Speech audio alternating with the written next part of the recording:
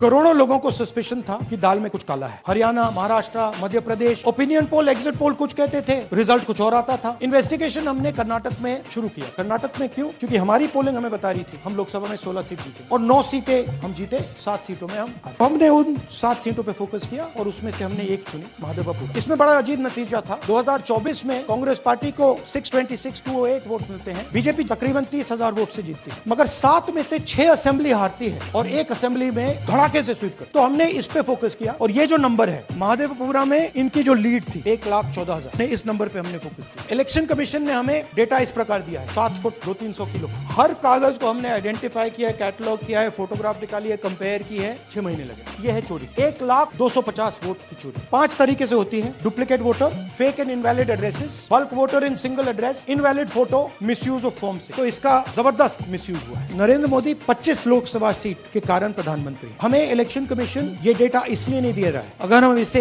बाकी लोकसभाओं में करा देंगे तो देश की लोकतंत्र की सच्चाई बाहर आ जाएगी। ये क्रिमिनल एविडेंस है और इलेक्शन कमीशन देश में पूरे एविडेंस को डिस्ट्रॉय करने की सोच रहा है। मैंने जैसे कहा 21वीं सदी है, एक हार्ड ड्राइव पे आप पूरा डेटा रख सकते हो, 100 साल 200 साल का डेटा रख सकते हो, जितना रखना है रख दो। मगर इलेक्शन कमीशन 45 दिन में सीसीटीवी को खत्म करना चाह रहा है, वोटर लिस्ट नहीं दे रहा। तो they are colluding with the BJP, they are helping the BJP destroy the election system in India.